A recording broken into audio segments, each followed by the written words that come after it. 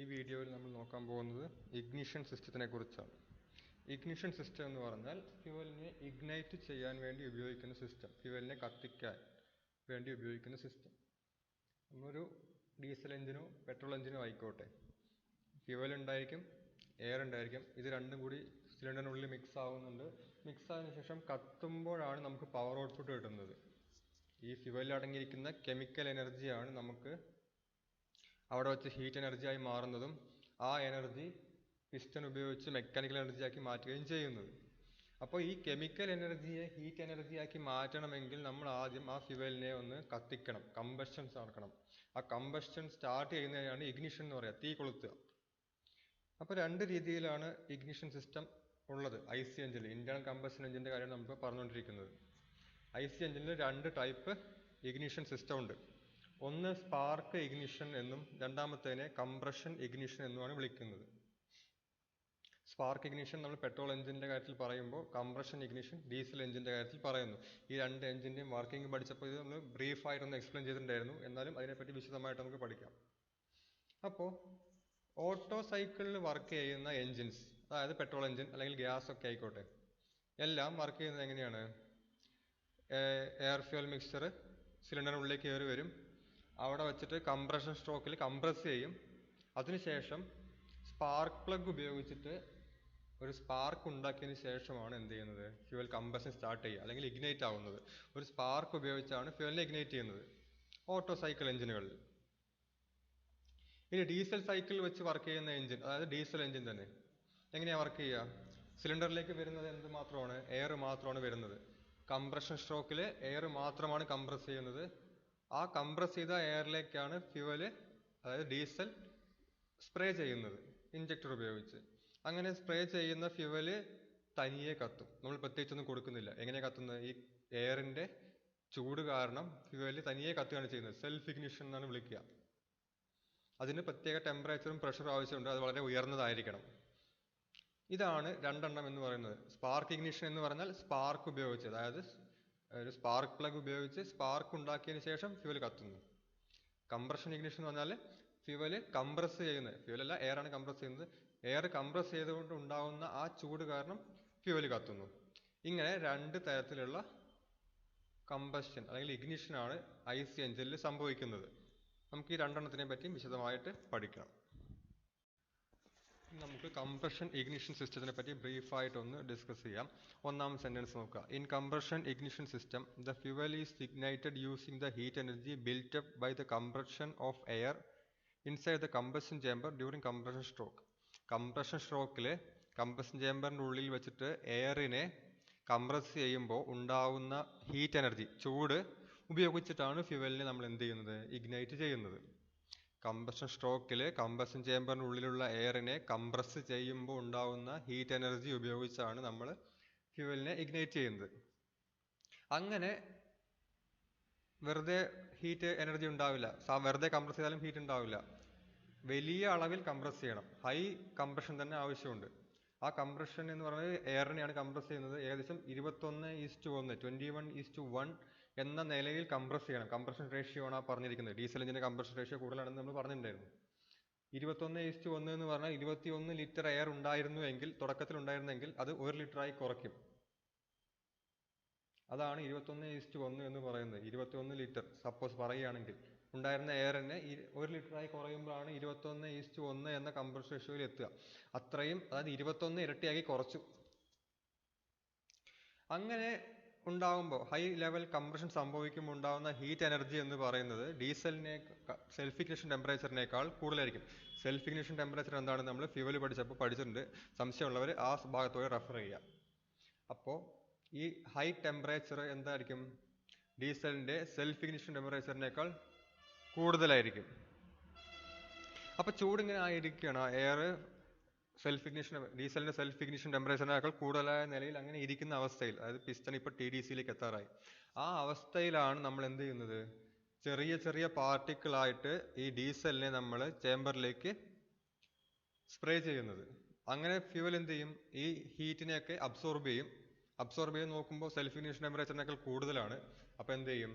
സ്വയം അത് കത്തുകയും ഈ സിലിണ്ടറിൻ്റെ ഉള്ളിൽ ഒരു കൺട്രോൾഡ് എക്സ്പ്ലോഷൻ, ഒരു നിയന്ത്രിത സ്ഫോടനം എന്നാണ് പറയുക. അതായത് ആ സിലിണ്ടറിനുള്ളിൽ മാത്രം ഉൾക്കൊള്ളുന്ന ഒരു സ്ഫോടനം, എക്സ്പ്ലോഷൻ സംഭവിക്കുകയും ചെയ്യും. അങ്ങനെ ആ സിലിണ്ടറിനുള്ളിൽ പ്രഷർ കൂടുകയും ചെയ്യുന്നു. ഇതാണ് ഒരു കംപ്രഷൻ ഇഗ്നിഷൻ സിസ്റ്റത്തിന്റെ വർക്കിംഗ് എന്ന് പറയുന്നത്.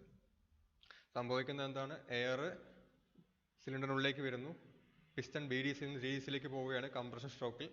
ആ സമയത്ത് നമ്മൾ ഏകദേശം 21:1 എന്ന നിലയിൽ ആ എയറിനെ കംപ്രസ് ചെയ്യും. അപ്പോൾ വലിയ അളവിൽ ഹീറ്റ് പ്രൊഡ്യൂസ് ചെയ്യും. ആ ഹീറ്റ് എന്ന് പറയുന്നത് ഡീസലിന്റെ സെൽഫ് ഇഗ്നിഷൻ ടെമ്പറേച്ചറിനേക്കാൾ കൂടുതലായിരിക്കുന്നത് കൊണ്ട് തന്നെ എപ്പോഴാണോ ചെറിയ ചെറിയ പാർട്ടിക്കിൾസ് ആയിട്ട് ഫ്യൂവൽ ഇഞ്ചക്ട് ചെയ്യുന്നത്, അത് മിക്കവാറും TDC എത്താറാകുമ്പോഴാണ്. ആ സമയത്ത് ആ ഹീറ്റ് അബ്സോർബ് ചെയ്തതിനു ശേഷം ഡീസൽ സെൽഫ് ഇഗ്നൈറ്റ് സംഭവിക്കുന്നു. അങ്ങനെ സെൽഫ് ഇഗ്നിഷൻ സംഭവിക്കുമ്പോൾ ആ സിലിണ്ടറിന്റെ ഉള്ളിൽ ഒരു കൺട്രോൾഡ് എക്സ്പ്ലോഷൻ സംഭവിക്കും, നിയന്ത്രിത സ്ഫോടനം സംഭവിക്കും. ആ എക്സ്പ്ലോഷൻ കാരണം സിലിണ്ടറിനുള്ളിലെ പ്രഷർ വീണ്ടും കൂടുകയും ചെയ്യുന്നു. അതാണ് പവർ സ്ട്രോക്കിന് കാരണമായി മാറുന്നത്. അപ്പോൾ ഇതിന്റെ പ്രത്യേകത എന്താണെന്ന് വെച്ച് കഴിഞ്ഞാൽ, ഇതിന് കത്താൻ വേണ്ടി വേറെ എക്യുപ്മെന്റ്സ് ഒന്നും ആവശ്യമില്ല. നമ്മൾ ഫ്യൂവൽ ഇഞ്ചക്ട് ചെയ്ത് കഴിഞ്ഞാൽ ഫ്യൂവൽ തനിയെ കത്തുകയാണ് ചെയ്യുന്നത്. അതുകൊണ്ട് തന്നെ വേറെ പ്രത്യേക അഡീഷണൽ ആയിട്ടുള്ള സ്പെഷ്യൽ കോമ്പണൻസ് ഒന്നും ആവശ്യമില്ല. അതുകൊണ്ട് തന്നെ കുറച്ച് പാർട്സ് മതി. പാർട്സിന്റെ എണ്ണം കുറഞ്ഞു. പാർട്സിന്റെ എണ്ണം കുറയുകയാണെങ്കിൽ അതിന്റെ മെയിൻ്റനൻസിന്റെ അളവും കുറയും. കേടുവരാനുള്ള എണ്ണം കുറഞ്ഞല്ലോ.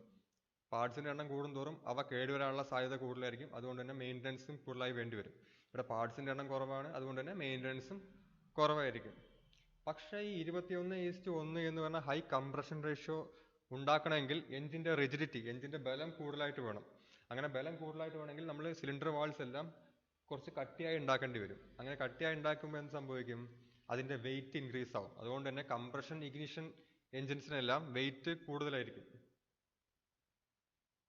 അതുപോലെ തന്നെ ഈ CI എഞ്ചിൻസിന് SI എഞ്ചിനെ അപേക്ഷിച്ച് ഫ്യൂവൽ എഫിഷ്യൻസി കൂടുതലാണ്. ഇത്രയാണ് നമുക്ക് കംപ്രഷൻ ഇഗ്നിഷൻ സിസ്റ്റത്തിനെ പറ്റി ഇപ്പോൾ പ്രത്യേകിച്ച് പറയാനുള്ളൂ. ഇനി നമുക്ക് സ്പാർക്ക് ഇഗ്നിഷൻ സിസ്റ്റത്തിനെ പറ്റി ഡിസ്കസ് ചെയ്യാം. ആദ്യം സ്പാർക്ക് ഇഗ്നിഷൻ സിസ്റ്റത്തിന്റെ ഫംഗ്ഷൻ എന്താണെന്ന് നോക്കുകയാണെങ്കിൽ, the function of spark ignition system is to produce a spark in the engine cylinder towards the end of compression stroke. Compression സ്ട്രോക്കിന്റെ അവസാനമായിട്ട് എൻജിൻ സിലിണ്ടറിന്റെ ഉള്ളിൽ ഒരു സ്പാർക്ക് ഉണ്ടാക്കുക എന്നുള്ളതാണ് സ്പാർക്ക് ഇഗ്നിഷൻ സിസ്റ്റത്തിന്റെ ഫംഗ്ഷൻ എന്ന് പറയുന്നത്. ആ സ്പാർക്ക് ഉണ്ടാക്കാൻ ഉപയോഗിക്കുന്ന ഡിവൈസിന് പറയുന്ന പേര് സ്പാർക്ക് പ്ലഗ് എന്നാണ്. ആ സ്പാർക്ക് പ്ലഗ് തനിയെ വർക്ക് ചെയ്യില്ല. അതിന് വർക്ക് ചെയ്യണമെങ്കിൽ ഒരു ലിസ്റ്റ് ഓഫ് പാർട്സ് വേണം, കുറച്ച് ഗ്രൂപ്പ് ഓഫ് പാർട്സ് ആവശ്യമുണ്ട്. അത് നമ്മൾ വിശദമായിട്ട് പഠിക്കും.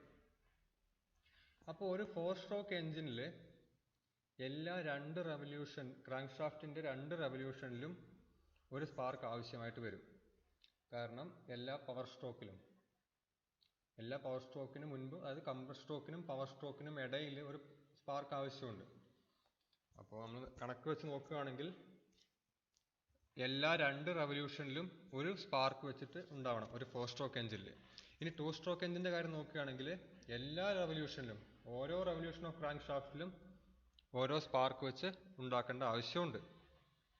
അപ്പോൾ കണക്ക് നോക്കുകയാണെങ്കിൽ ഒരു 4 cylinder 4 stroke SI engine 5000 RPM work ചെയ്യുകയാണെങ്കിൽ അത് ആ സിസ്റ്റം, അതായത് ഇഗ്നിഷൻ സിസ്റ്റം ഒരു മിനിറ്റിൽ 10000 സ്പാർക്ക് ഉണ്ടാക്കിക്കൊണ്ടിരിക്കുന്നുണ്ടായിരിക്കും. അതായത് ഒരു 4 cylinder 4 stroke SI engine 5000 RPM work ചെയ്യണമെങ്കിൽ ആ എഞ്ചിന്റെ ഉള്ളിൽ 4 സിലിണ്ടർ ആണല്ലോ, 4 സ്പാർക്ക് പ്ലഗ് ഉണ്ടാവും. 4 സ്പാർക്ക് പ്ലഗും കൂടി ഏകദേശം 10000 സ്പാർക്ക് ഒരു മിനിറ്റിൽ ഉണ്ടാക്കുന്നുണ്ട്. അപ്പോൾ കണക്ക് നോക്കുകയാണെങ്കിൽ ഒരു സ്പാർക്ക് പ്ലഗ് ഏകദേശം 2500 സ്പാർക്ക് ഒരു മിനിറ്റിൽ ഉണ്ടാക്കുന്നുണ്ട് എന്ന് കണക്ക് വെക്കാം. അപ്പോൾ എത്രത്തോളം ഫാസ്റ്റ് ആയിട്ടാണ് ആ സിസ്റ്റം വർക്ക് ചെയ്യുന്നത് എന്ന് നമുക്ക് മനസ്സിലാക്കാം ഇതിൽ നിന്ന്. ഒരു മനുഷ്യന് ചെയ്യാൻ പറ്റുന്ന കാര്യമില്ല. അതുകൊണ്ട് തന്നെ ഇത് വളരെ പ്രിസൈസ് ആയിട്ടുള്ള ഒരു എക്യുപ്മെന്റ് ആണ്. ഇതിൽ എന്ത് മാറ്റം വന്നാലും അത് എഞ്ചിന്റെ വർക്കിങ്ങിനെ ദോഷകരമായിട്ട് ബാധിക്കും. ഇനി ഒരു ഇഗ്നിഷൻ സിസ്റ്റത്തിന് വേണ്ട ഗുണങ്ങൾ എന്തൊക്കെയാണെന്ന് നോക്കാം. Requirements of an ignition system. ഒന്നാമത്തെ point, spark at the plug electrode must be at regular and timed with respect to cylinder piston position at all speed and load of engine എന്ന് പറയുകയാണെങ്കിൽ, ഈ spark പ്ലഗിന്റെ ഇലക്ട്രോഡിൽ ഉണ്ടാകുന്ന spark കൃത്യമായ ഇടവേളകളിലും കൃത്യസമയത്തും ആയിരിക്കണം. എങ്ങനെയാണ് ആ സമയവും ഇടവേളയും കണ്ടുപിടിക്കുക?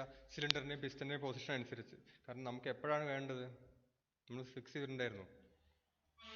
പിസ്റ്റൺ BDCയിൽ നിന്നും TDCയിലേക്ക് പോയിക്കൊണ്ടിരിക്കുമ്പോൾ അതിൻ്റെ ഏകദേശം അവസാന ഭാഗമായിട്ടാണ് എത്തേണ്ടത്. നമ്മൾ വാൾ ടൈമിംഗ് ഡയഗ്രം ഒക്കെ പഠിച്ചിട്ടുള്ളതാണല്ലോ. അപ്പോൾ അത് കൃത്യമായ ഒരു ആംഗിൾ തന്നെയുണ്ട്. ആ പിസ്റ്റൺ സിലിണ്ടറിൻ്റെ ഉള്ളിൽ ഈ പൊസിഷനിൽ നിൽക്കുമ്പോൾ തന്നെ എന്ത് ചെയ്യണം? സ്പാർക്ക് പ്രൊഡ്യൂസ് ചെയ്യണം. അത് എല്ലാ സൈക്കിളിലും ആ സമയത്ത് തന്നെ ആയിരിക്കണം. കൃത്യമായ ഇടവേളകളിൽ കൃത്യസമയത്ത്, അതായത് റെഗുലർ ആൻഡ് ടൈംഡ് എന്ന് പറഞ്ഞിരിക്കുന്നത്, കൃത്യമായ ഇടവേളകളിലും കൃത്യമായ സമയത്തും തന്നെ ആ സ്പാർക്ക് പ്രൊഡ്യൂസ് ചെയ്യണം. അതെന്ത് ചെയ്യാൻ പാടില്ല? എഞ്ചിൻ്റെ സ്പീഡ് മാറുന്നതനുസരിച്ച് അത് മാറാൻ പാടില്ല. എഞ്ചിൻ്റെ ലോഡ് മാറുന്നതനുസരിച്ച് ഒന്നും ഇത് മാറാൻ പാടില്ല. ഇത് കൃത്യമായിരിക്കണം. കൃത്യമായ ഇടവേളകളിൽ കൃത്യമായ സമയത്ത്.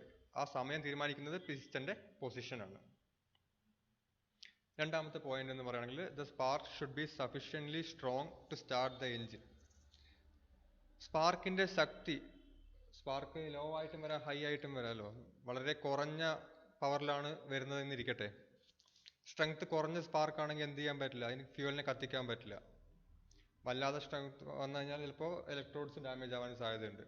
അപ്പോൾ സ്ട്രോങ് ആയിരിക്കണം, പക്ഷെ എന്ത് ചെയ്യാൻ പാടില്ല? അധികം ആവണ്ട, കുറവൊട്ടും ആവാൻ പാടില്ല. കുറവായി കഴിഞ്ഞാൽ വണ്ടി സ്റ്റാർട്ട് ആവാനേ പോകുന്നില്ലല്ലോ. അപ്പോൾ ഈ പുതിയ വാഹനങ്ങളിലൊക്കെ എമിഷൻ കുറയ്ക്കാൻ വേണ്ടിയിട്ട് ലീൻ മിക്സ്ചറിലാണ് ഓടിക്കുക. ലീൻ മിക്സ്ചർ എന്ന് പറഞ്ഞു കഴിഞ്ഞാൽ ഇലക്ട്രിസിറ്റി കണ്ടക്ട് ചെയ്യില്ല. കാരണം ഫ്യൂവലാണ്. ഈ എയറിലൂടെ കറണ്ട് കടന്നു പോകില്ല, അറിയായിരിക്കുമല്ലോ. എയർ ഇൻസുലേറ്റഡ് ആണ്. ഫ്യൂവലാണ് മെയിനായിട്ട് എന്ത് ചെയ്യുന്നത്? ഈ ഇലക്ട്രിസിറ്റി കടത്തിവിടുന്നത്. അങ്ങനെയാണ് സ്പാർക്ക് ഉണ്ടാവുന്നത്. അപ്പോൾ പുതിയ വാഹനങ്ങളിൽ പറഞ്ഞു ലീൻ മിക്സ്ചറാണ് വരിക. ലീൻ മിക്സ്ചർ എന്നാൽ അതിൽ ഫ്യൂവലിൻ്റെ അളവ് കുറവായിരിക്കും. അതുകൊണ്ട് തന്നെ അത് കണ്ടക്ടിവിറ്റി കുറവായിരിക്കും.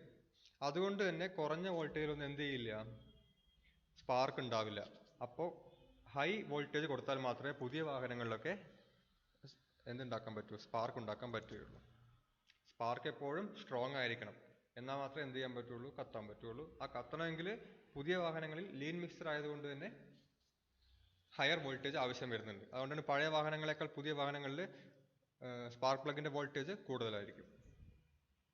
The spark duration should be sufficient to establish burning under all condition. Duration ഉണ്ട്. നേരത്തെ പറഞ്ഞ സ്ട്രെങ്ത് ആണ് പറഞ്ഞത്. സ്ട്രെങ്ത് ഇല്ലെങ്കിൽ ഫ്യൂവൽ കത്തില്ല. ഇനി പെട്ടെന്നൊന്ന് മിന്നിപ്പോയാലോ? അതും പറ്റില്ല. കാരണം ഈ ഫ്യൂവൽ കത്തി തുടങ്ങുന്നത് വരെ ആ സ്പാർക്ക് അവിടെ ഉണ്ടായിരിക്കണം. ഇല്ലെങ്കിൽ പിന്നെ ആ സ്പാർക്ക് കൊണ്ട് കാര്യമില്ല. ഫ്യൂവല് ബേൺ ചെയ്യാൻ ആവശ്യമായ സമയത്തോളം ആ സ്പാർക്ക് അവിടെ നിലനിൽക്കണം. അതാണ് ഡ്യൂറേഷൻ എന്നത്. സമയം, സ്പാർക്ക് അവിടെ നിൽക്കുന്ന സമയം.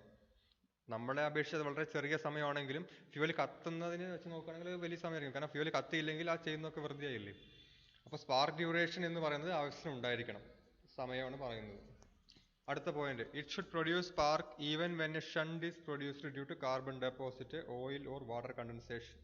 ഷണ്ട് എന്ന് പറയുന്നത് രണ്ട് ഇലക്ട്രോൺ തമ്മിൽ കൂട്ടിമുട്ടുന്ന അവസ്ഥയാണ്. എന്തോ വസ്തുക്കൾ ഉപയോഗിച്ച്, കാർബൺ ഉപയോഗിച്ചോ ഓയിൽ ഉപയോഗിച്ചോ വാട്ടർ കണ്ടൻസേഷൻ ഉപയോഗിച്ച് രണ്ട് സ്പാർക്ക് പ്ലഗുകൾ തമ്മിൽ ഒരു കണക്ഷൻ ഉണ്ടായി. സ്പാർക്ക് പ്ലഗിൻ്റെ ഇലക്ട്രോഡ് തമ്മിൽ കൂട്ടിമുട്ടില്ല, അറിയായിരിക്കുമല്ലോ. ആ കൂട്ടിമുട്ടുന്നതിൻ്റെ ഇടയിൽ വേറെ വല്ല മെറ്റീരിയലും കയറി ഇരിക്കുന്നതിനെയാണ് ഷണ്ട് എന്ന് വിളിക്കുന്നത്. അങ്ങനെ ഷണ്ട് ആവുകയാണെങ്കിലും സ്പാർക്ക് പ്രൊഡ്യൂസ് ചെയ്യണം. അടുത്ത point, the power consumed should be minimum. ഈ സിസ്റ്റം വർക്ക് ചെയ്യാൻ വേണ്ടിയിട്ട് നമ്മളിലാകെ 12 വോൾട്ട് ബാറ്ററി ഉണ്ടായിരിക്കുള്ളൂ. ആ 12 വോൾട്ട് ബാറ്ററിയിലെ പവർ ഉപയോഗിച്ച് വർക്ക് ചെയ്യാൻ സാധിക്കണം. അങ്ങനെ ഫുൾ പവർ ഒരുമിച്ച് ഉപയോഗിക്കാനും പാടില്ല. അതിൻ്റെ power output power input minimum ആയിരിക്കണം. അതാണ് നമുക്ക് വേണ്ടത്. ഏറ്റവും കുറഞ്ഞ പവറിൽ ഈ സിസ്റ്റം വർക്ക് ചെയ്യിക്കാൻ പറ്റണം. അതാണ് അതിൻ്റെ ഒരു ഗുണമാണ്, അതിന് വേണ്ട ഒരു നല്ല കാര്യം. അടുത്ത point, it should have service life equal to that of an engine. Service life എന്നാൽ ആ സാധനം വർക്ക് ചെയ്യുന്ന സമയം. അതെന്ന് പറയുന്നത് ഏകദേശം എഞ്ചിൻ്റെ വർക്കിംഗ് ലൈഫിന് ഈക്വൽ ആയിരിക്കണം എന്നാണ് പറയുന്നത്. എഞ്ചിൻ ഓടിക്കൊണ്ടിരിക്കുന്ന അത്രത്തോളം കാലം ഈ ഇഗ്നിഷൻ സിസ്റ്റവും വർക്ക് ചെയ്യണം. സ്പാർക്ക് പ്ലഗ് ഒക്കെ മൈഡ് വരും, അത് നമ്മൾ ഉദ്ദേശിക്കുന്നില്ല. ആ സിസ്റ്റം പൊതുവായിട്ട് എഞ്ചിൻ വർക്ക് ചെയ്യുന്ന കാലത്തോളം തന്നെ ഈ സിസ്റ്റവും വർക്ക് ചെയ്യണം. അടുത്ത point, the system should be easy to maintain. അതിൻ്റെ മെയിൻ്റനൻസ് ഈക്വൽ ആയിരിക്കണം. എന്തുകൊണ്ടായിരിക്കണം? മെയിൻ്റനൻസ് ഈക്വൽ ആണെങ്കിൽ നമുക്ക് ഈസി ആണെങ്കിലല്ലേ നമുക്കത് എന്ത് ചെയ്യാൻ പറ്റുള്ളൂ? പെട്ടെന്ന് നന്നാക്കാനൊക്കെ പറ്റുള്ളൂ. ഒരു സാധനം നന്നാക്കാൻ ബുദ്ധിമുട്ടാണെങ്കിൽ ആ സിസ്റ്റം കൊണ്ട് നമുക്ക് പിന്നെ ഉപയോഗമൊന്നും ഉണ്ടാവില്ല. എന്തെങ്കിലും കംപ്ലൈൻറ്റ് വരികയാണെങ്കിൽ നമ്മൾ പിന്നെ അതിന് പുറകെ നടക്കേണ്ടി വരുമല്ലോ. എത്രയും പെട്ടെന്ന് നന്നാക്കാൻ പറ്റുന്നോ അത്രയും നല്ല സിസ്റ്റം ആയിരിക്കും അത്. അടുത്ത point, it must not cause radio interference. ഈ മൊബൈൽ ഫോൺ റേഡിയോയുടെ ഒക്കെ അടുത്ത് കൊണ്ടുപോയി കഴിഞ്ഞാൽ നമുക്കറിയാം ഒരു സൗണ്ട് വരുന്ന കണ്ടിട്ടുണ്ടല്ലോ. അത് ഈ മൊബൈൽ ഫോണിനെ കൊണ്ടുപോകണമെന്നില്ല. ഈ ഇലക്ട്രിക് വയർ അടുത്ത് കൊണ്ടുപോയാലും ചില റേഡിയോയിൽ നിന്നൊക്കെ സൗണ്ട് വരും. ആ ഇതിനെയാണ് റേഡിയോ ഇൻ്റർഫറൻസ് വിളിക്കുന്നത്. റേഡിയോയ്ക്ക് മാത്രമല്ല എല്ലാ ഇലക്ട്രോണിക്സ് ഐറ്റത്തിൻ്റെ അടുത്തുകൂടി കറണ്ട് കടന്നു പോകണമെങ്കിൽ അതിന് ചെറിയ മാറ്റങ്ങൾ വരും. നമ്മുടെ ഈ സെൻസറൊക്കെ ഉള്ള വാഹനങ്ങളാണെങ്കിൽ ആ സെൻസറിലൂടെ കടന്നു പോകുന്നത് വളരെ ചെറിയ വോൾട്ടേജ് ആണെന്ന് അറിയാമായിരിക്കുമല്ലോ. ആ ചെറിയ വോൾട്ടേജിൻ്റെ അടുത്ത് കൂടി ഈ വലിയ പറഞ്ഞിട്ടുണ്ടല്ലോ, ഈ സ്പാർക്കിൾ കുറയ്ക്കണമെങ്കിൽ 20,000 വോൾട്ടൊക്കെ ആവശ്യം വരും. അത്രയും വലിയ വോൾട്ടേജ് കടന്നു പോകുമ്പോൾ ആ ചെറിയ വോൾട്ടേജിനെ ബാധിക്കാൻ സാധ്യതയുണ്ട്. അതിനെയാണ് റേഡിയോ ഇൻ്റർഫറൻസ് എന്ന് ഇവിടെ ഉപയോഗിക്കുന്നത്. ആ റീഡിംഗ് എല്ലാം മാറ്റം വരും. അപ്പോൾ അങ്ങനെ സംഭവിക്കാതിരിക്കാൻ വേണ്ടി ഇൻസുലേഷൻ ഒക്കെ കൂട്ടി കൊടുക്കുക. നമുക്ക് അറിയാമായിരിക്കുമല്ലോ, ഹൈ ടെൻഷൻ കേബിളാണ് ഉപയോഗിക്കുക. ടേബിളിന് നല്ല കട്ടി ഉണ്ടായിരിക്കും, അതിൻ്റെ പാത്ത് വേറെ ആയിരിക്കും. അങ്ങനെ റേഡിയോ ഇൻ്റർഫറൻസ് ഇല്ലാത്ത രീതിയിൽ കൊണ്ടുപോകാൻ സാധിക്കണം. അടുത്ത point, it should B light and compact. ഈ സിസ്റ്റത്തിൽ ഒരുപാട് പാർട്സ് ഉണ്ടായിരിക്കും. ആ പാർട്സ് എല്ലാം കൂടി വെച്ചാലും വലിയ കനമൊന്നും ഉണ്ടാവരുത്. അതുപോലെ തന്നെ അത് വലിപ്പം കുറവായിരിക്കണം. എഞ്ചിനേക്കാൾ വലിയ ഇഗ്നിഷൻ സിസ്റ്റം വെക്കാൻ പറ്റില്ലല്ലോ. അപ്പോൾ സിസ്റ്റത്തിൻ്റെ വലിപ്പം ചെറുതായിരിക്കണം. വലിപ്പം ചെറുതാകുമ്പോൾ ഓട്ടോമാറ്റിക്കലി വെയിറ്റ് കുറഞ്ഞായിക്കോളും. അവസാനത്തെ point, it should be adaptable for mass production and cheap to manufacture. ഇത് ഉണ്ടാക്കാൻ വലിയ ചിലവുണ്ടാവാൻ പാടില്ല.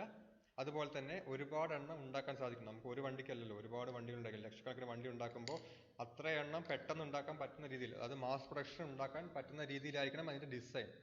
അതുപോലെ ഉണ്ടാകുമ്പോൾ അതിൻ്റെ ചിലവും കുറവായിരിക്കണം. ഇതൊക്കെയാണ് ഒരു ഇഗ്നിഷൻ സിസ്റ്റത്തിന് വേണ്ട ഗുണങ്ങൾ എന്ന് പറയുന്നത്. ഒന്നാമത് പറഞ്ഞത്, റെഗുലർ ടൈംഡ് ഇൻ്റർവെൽസിൽ സ്പാർക്ക് ഉണ്ടാക്കണം.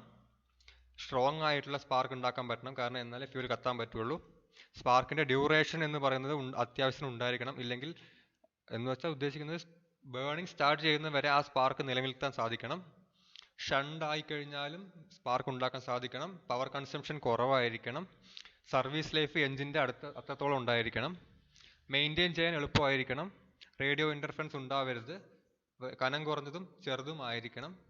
മാസ് പ്രൊഡക്ഷന് പറ്റിയതും വില കുറഞ്ഞതും ആയിരിക്കണം. ഇതൊക്കെയാണ് ഒരു ഇഗ്നിഷൻ സിസ്റ്റത്തിന് വേണ്ട ഗുണങ്ങൾ എന്ന് പറയുന്നത്.